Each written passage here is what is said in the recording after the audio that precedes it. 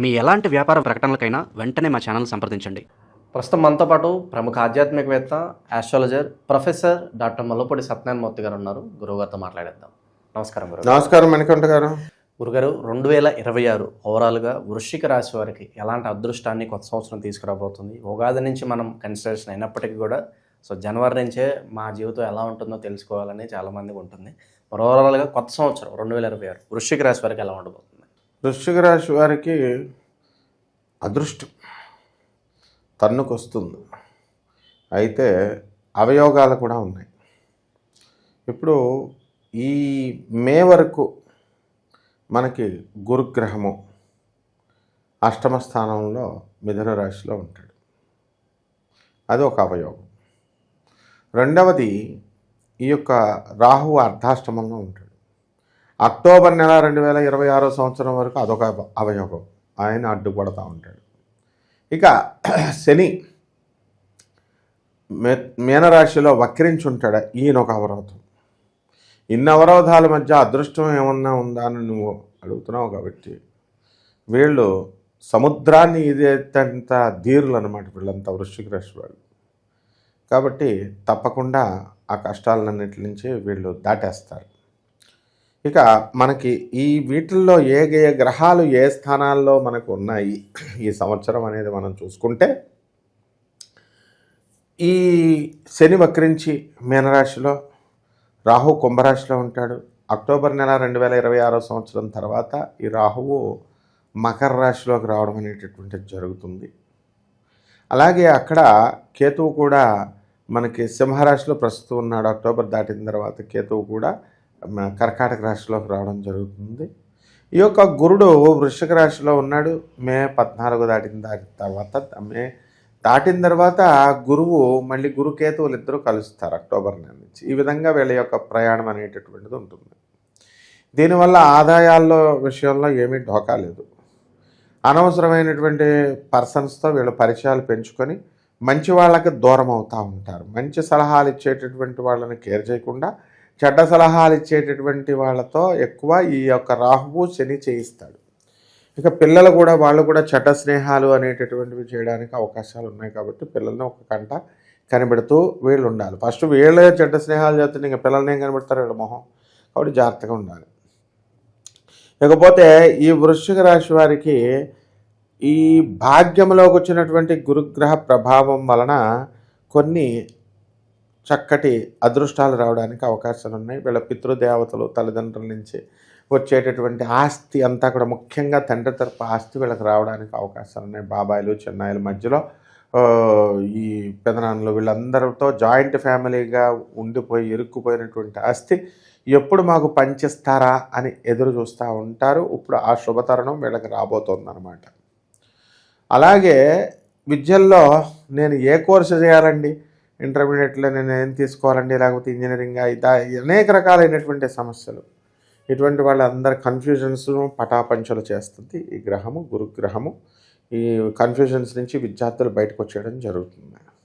అదేవిధంగా విద్యార్థులంతా కూడా విదేశాలకు వీళ్ళకి తాహతు ఉన్నా లేకపోయినా కూడా పక్కింటోడు వాడి ఫ్రెండ్ ఎవడో ఒకడు విదేశాలకు వెళ్తున్నాడు, నేను కూడా విదేశాలకు వెళ్ళిపోవాలని చెప్పేసి మా అబ్బాయి మీ అమ్మాయిని చేసుకుంటాడని చెప్పి వాళ్ళ దగ్గర డబ్బులు తీసుకొని తల్లిదండ్రులు పంపించేసి తల్లిదండ్రులు కూడా ఉన్నారు.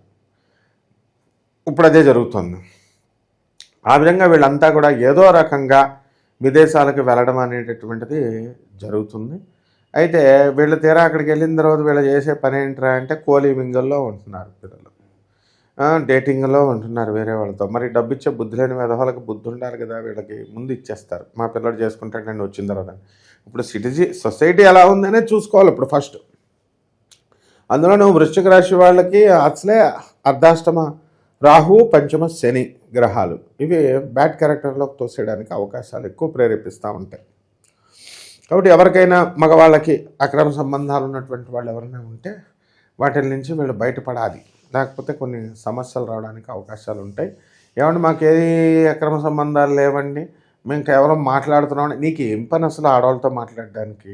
ఆడవాళ్ళు మగవాళ్ళతో ఎందుకు మాట్లాడాలా, మగవాళ్ళు ఆడవాళ్ళతో ఎందుకు మాట్లాడాలి? ఫ్రెండ్షిప్ తొక్క, ఫ్రెండ్షిప్ అని ఏదో చెప్తారు. దీనివల్ల కుటుంబంలో గొడవలు వచ్చినప్పుడు ఇవన్నీ జరుగుతున్నాయి. పోలీస్ స్టేషన్లకు వెళ్తారు. కాబట్టి వృశ్చిక రాశి వాళ్ళంతా కూడా మనకి ఈ సంవత్సరం పోలీస్ స్టేషన్లో కోర్టు సమస్యలకు కూడా వెళ్ళడానికి అవకాశాలు ఉంటాయి. కాబట్టి అట్లాంటివి కనుక వదిలేసుకుంటే వీళ్ళకి ఏముండదు, ఏ గొడవ ఉండదు.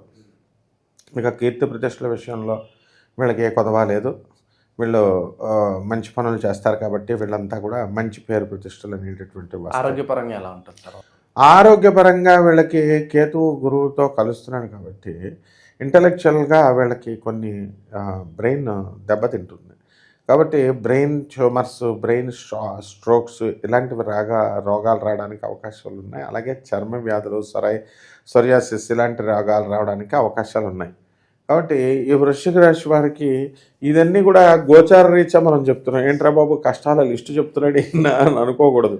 ఉన్నది ఉన్నట్టుగా మనం చెప్పాలి. దాని నుంచి వాళ్ళు బాగుపడతారు. ఇప్పుడు ఆదాయాలు పిచ్చపిచ్చగా డబ్బు ఇస్తున్నాడు, మీకు చక్కగా ఫ్రెండ్స్తో వెళ్ళమని మీకు ఇస్తున్నాడు, ఎంజాయ్మెంట్ ఇస్తున్నాడు.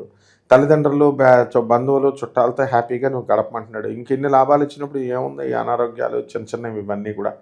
కాబట్టి ఇవన్నీ కూడా కొన్ని కోట్ల మందికి మనం కామన్ ప్లాట్ఫారం మీద స్కెలిటన్ ఐడియాతో గోచార రీత్యా చెప్పబడేటటువంటివి. కాబట్టి వీళ్ళకి అంత ఎక్యురసీ అనేటటువంటిది కనబడదు వీటిల్లో. కాబట్టి అబ్బా ఎంత కరెక్ట్గా చెప్పారు, ఎంత ఎక్యురేట్గా చెప్పారు అనేటటువంటిది కనుక మీ జీవితాన్ని బట్టి మీరు తెలుసుకోవాలనుకుంటే మీరు ఏం చేయాలి, కింద స్క్రోల్ అవుతున్న నెంబర్ మీద పెట్టాలి. వీళ్ళు ఫోన్ చేస్తే వస్తుంది, అప్పుడు మనం ఎక్స్ప్లెయిన్ చేస్తాం వాళ్ళకి. ఓకే. ఇకపోతే పరిహారాలు, ఆరోగ్యాలు అన్నావు కదా, ఈ వృషణాల నొప్పి, తర్వాత సెక్స్ సంబంధమైనటువంటి జెనిటల్ ఆర్గన్స్, మర్మావయాలు ఇవన్నీ కూడా సమస్యలు రావడానికి అవకాశాలు ఉన్నాయి. సుఖ వ్యాధులు ఇలాంటివి రావడానికి కూడా అవకాశాలు ఉన్నాయి. గురువు అక్కడ కేతువుతో కలిశాడు కాబట్టి మొహమాట పడక్కర్లేదు. స్త్రీల విషయంలో చాలా జాగ్రత్తగా ఉండాలా. తెలియనటువంటి వాళ్ళతో కనుక సంభోగం చేసినట్లయితే పురుషులు వీళ్ళు నిరోధు ఇలాంటివన్నీ వేసుకొని చేసుకోవాలి. లేకపోతే గ్యారంటీగా ఈ యొక్క సుఖ వ్యాధుల పాలు అయిపోవడానికి అవకాశాలు ఉంటాయని గవర్నమెంటే చెప్తుంది. ఇందులో సిగ్గుపడడానికి ఏముంది. ఇక పరిహారాల దగ్గరికి వచ్చేసరికి ఈ యొక్క వృశ్చిక రాశి వారికి రాహు జపం చేయాలా, రాహు స్తోత్రాలు చదవాలా. రాహు కిలోంపావు మినుముల్ని, ఆవుపేడ రంగు ఉన్నటువంటి వస్తువులు ఇచ్చి పేద బ్రాహ్మణులకి శనివారం నాడు ఉదయం 8 గంటలకి దానం చేసుకోవాలి. అక్టోబర్ నెల వరకు ఓం దుర్గా యై నమః అంటూ దుర్గాదేవి జపం చేసుకోవాలా. పంచమ స్థానంలోకి తర్వాత వచ్చాడు కాబట్టి ఈ యొక్క శనికి శని జపం చేసుకోవాలి, శని స్తోత్రాలు చదవాలి. శనికి కిలోంపావు నల్ల నువ్వుల్ని, నల్లని వస్త్రాల నుంచి పేద బ్రాహ్మణులకి శనివారం నాడు ఉదయం 8:05 దానం చేసుకోవాలా.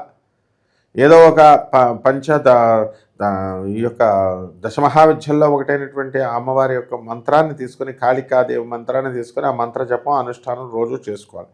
పొద్దున్నే లేచి సూర్య నమస్కారాలు చేయాలి. జిల్లేడు పువ్వులతో సూర్య నమస్కారాలు చేసుకోవాలి. జిల్లేడు పువ్వులతో పరమేశ్వరుడికి అర్పించాలి. అలాగే తమలపాకు దండ ఆంజనేయ స్వామి వారి దగ్గరికి వెళ్ళాలా. ఇలాంటివన్నీ కూడా ఉంటాయి. కాబట్టి ఇంకా ఏం చేసుకోవాలో మనల్ని కనుక కాంటాక్ట్ చేసినట్లయితే వీళ్ళు వ్యక్తిగత జాతకం మనం చెప్పిన తర్వాత ఇలాంటి రెమెడీస్ అన్నీ కూడా మనం చెప్పొచ్చు. నాయన ఓవరాల్గా 2026 సంవత్సరం మొత్తం కూడా ఈ రాశి వాళ్ళకి ఏ విధంగా ఉంటుంది, ఎలాంటి జాగ్రత్తలు తీసుకోవాలి, చాలా బాగా వివరించారు. ధన్యవాదాలు. ధన్యవాదాలు.